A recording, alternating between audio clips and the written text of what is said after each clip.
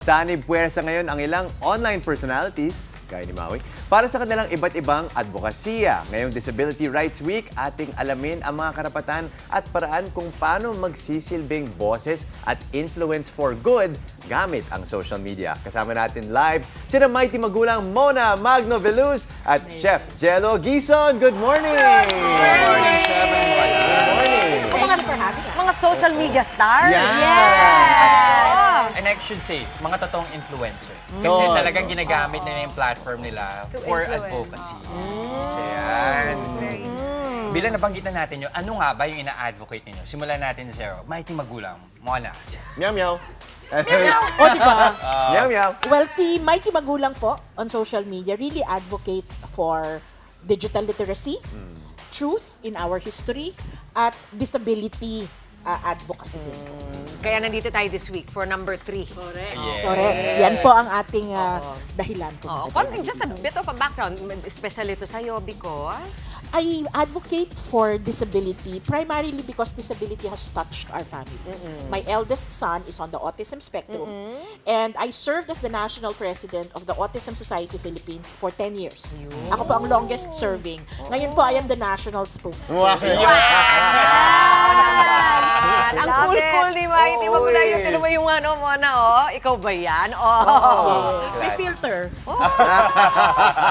Parang everything led to this. I think yung parang yung talent mo sa content creation, yung parang passion mo for, yun ang good journalism or putting out content that is dignified. Para dito pala lahat is a yun. tangent, ha?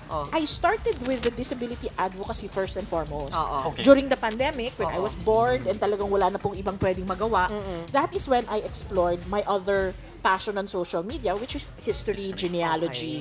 I've been a genealogist for longer, like for 20 years.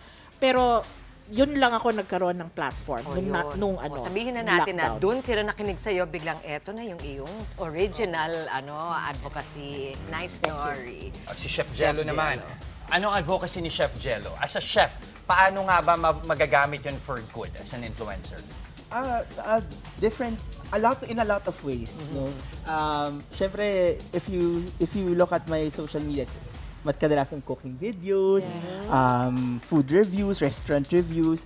Pero I advocate, so ayoko ng hungry. Hungry, not hungry. Angry because of being hungry. Kasi, di ba, tayo minsan nagugutom. Pero alam natin, in 15 minutes, in 30 minutes after ng show, kakain na tayo.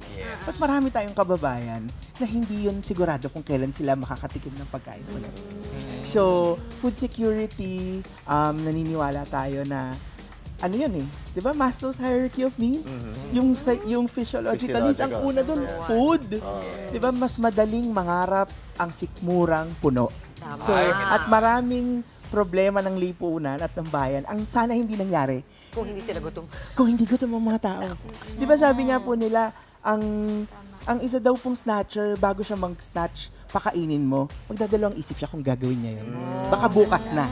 Kasi busog na siya. Busog na siya, may laman na. Yung basic need niya na fulfill na eh. So, bukod po dun sa pagluluto, bukod sa pag-review ng restaurants, ganyan at mga pagkain, ano din natin yan sa through the platform, yung ng gutom, may storya tayong lalabas at naginawa tungkol sa ano nga ba ang journey ng vegetable. Mula pagtatanim hanggang dumating sa mga palengke. Meron tayo yan. Parang farm to table, ika Yan. Oo. Tell us more about advocacy sa social media as part of the Disability Rights Week, no? Ano po yung goal ng event na ito? So, if I may, ang advokasya para sa social media, actually ang nag-isip po niyan ay young adults on the autism spectrum na nandoon sa aming community. Sila po ang nagsabi sa amin na that's a gap. Hindi alam ng mga magulang, ng mga anak na may kapansanan, pati yung mga advocates kung papaano gamitin yung platform effectively. Pwede ba tayong mag-masterclass, sabi nila. Kami naman parang, marami akong kilalang mga social media creators, pero paano ba natin gagawin na interesante ito?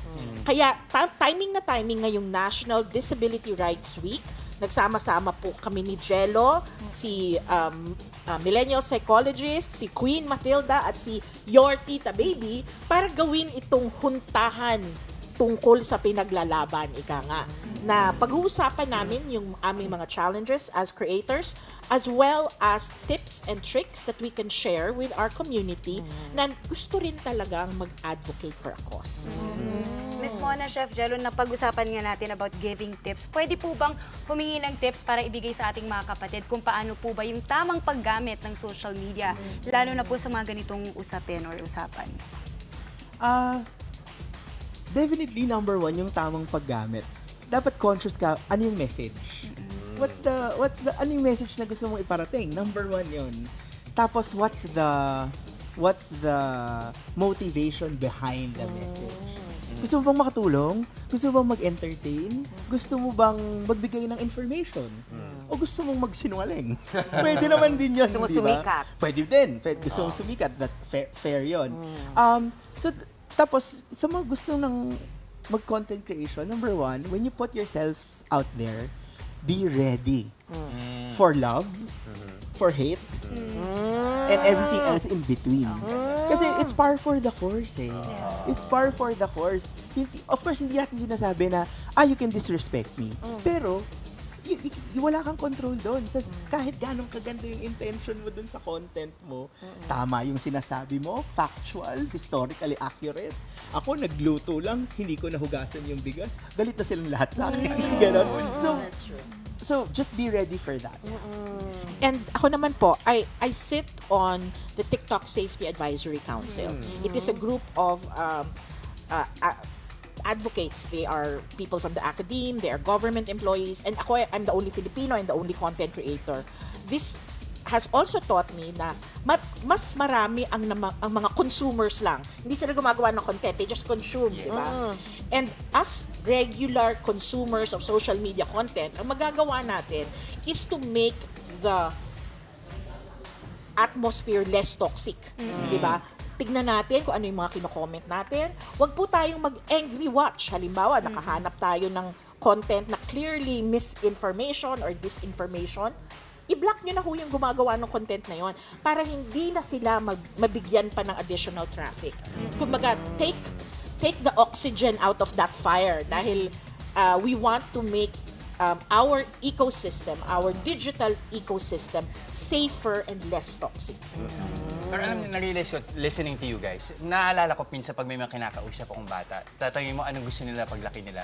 Ngayon pa lang sabi nila, I wanna be a social media content creator. Is that a good thing or a bad thing? Influencer.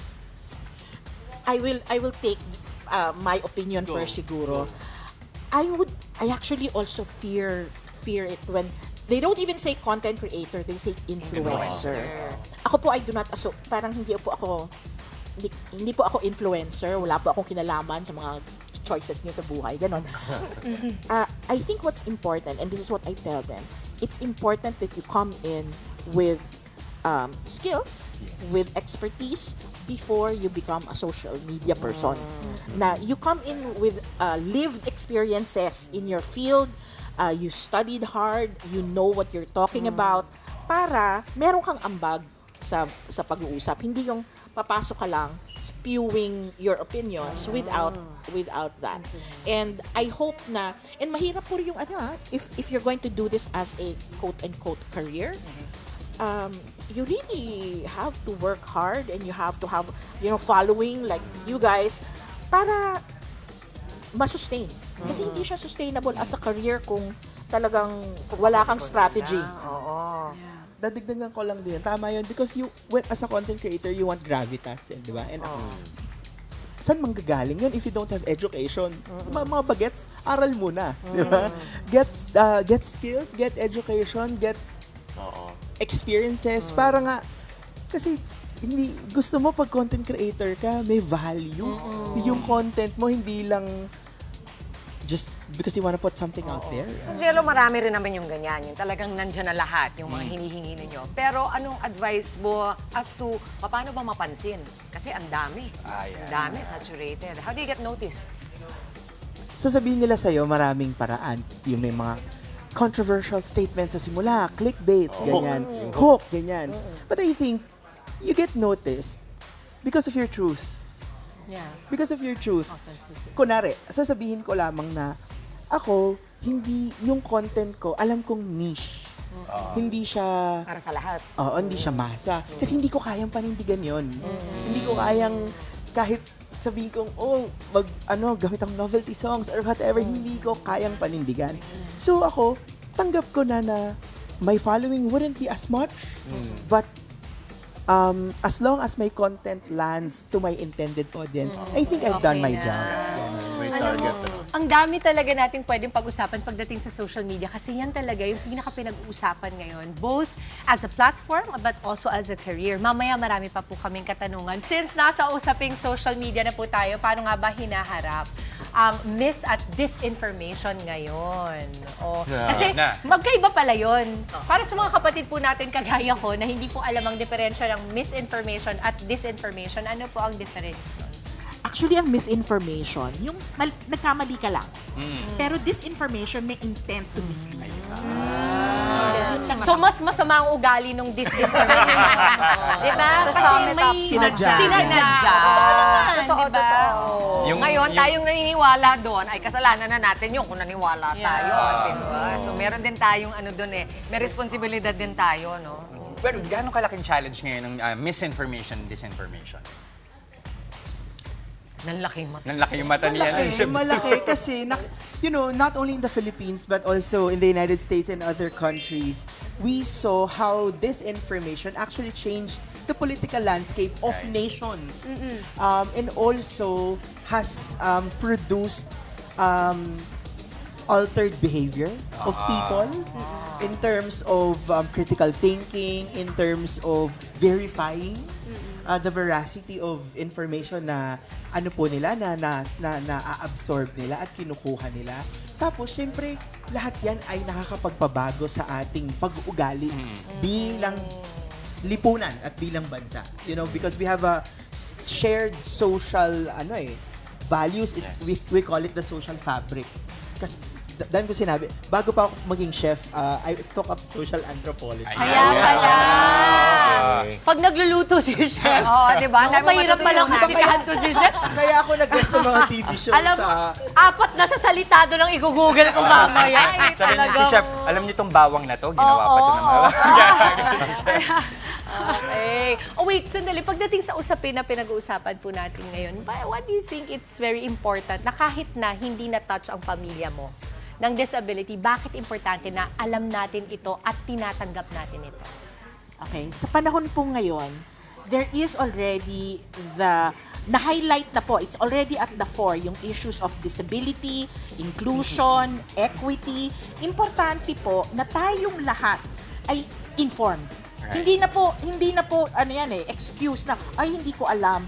Kailangan po alam natin at kailangan po meron tayong pananaw, meron tayong paninindigan tungkol sa mga issues around not just disability but also the other areas of diversity.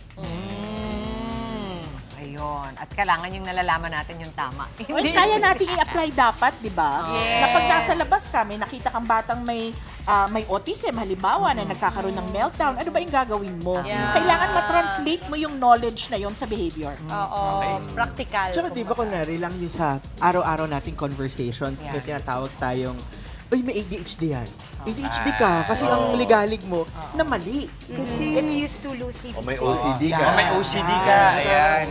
we loosely use these terms. So para awareness and information.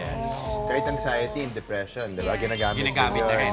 Actually, even the physical disability, bagal-bagal mo, ano ka ba, lumpo? O ba't kanina pa ako tinatawag, bingi ka ba? Hindi ka ba? Ayan. All of those things are actually disability slurs, if you come to think about it. Right. Na dapat ay makorekt sana natin, Sana di ba? po. Para naman, pag dumating yung pagkakataon na meron tayong nakasalamuha ng mga kapatid natin na totoong may disability, hindi nagiging loose ang usapan at nagiging maayos ang pakikitungo natin. Any promotion that we are about to do po, paano natin malalaman ang mga bagay na ito at saan namin kayo pwedeng i-follow para sa mas marami pa at malawig na pag-uusap pagdating dito? Okay. Ang advokasya para sa social media po ay mangyayari sa July 22 sa SM North EDSA sa Sky Dome, yung pinakataas. Pwede po kayong kumuha ng mga tickets. Libre po ito. Sa Autism Society Philippines Facebook page, nandun po lahat ng links. Nandun din po sa aming mga social media accounts kung saan po kayo makakakuha ng libreng ticket. Gusto ko rin po i-share na sa lahat ng pupunta, meron po kaming raffle ng phone and tablet para hindi lang tungkol sa social media ang ating pag-uusapan, magbibigay din tayo ng tools para kayo ay Panimulang makapartake. Oo. And do follow Mighty Magulang on the different platforms if you want to know more. And For all platforms po at Chef Jelly Gison. Excited na ako ma-empower kaming lahat ko. Ano yung natututunan ninyo kay Jello at kay Mona? Ituturo din natin sa iba. Diba? Ipapasa natin para yon meron din tayong ambag. Maraming salamat sa inyo. Maraming salamat. Thank you so much. Mga kapatid, Justin Quirino po. Masayang kwentuhan at makapulahang informasyon ang hatid namin tuwing umaga. Kaya mag-subscribe na at mag-follow sa social media pages ng News 5.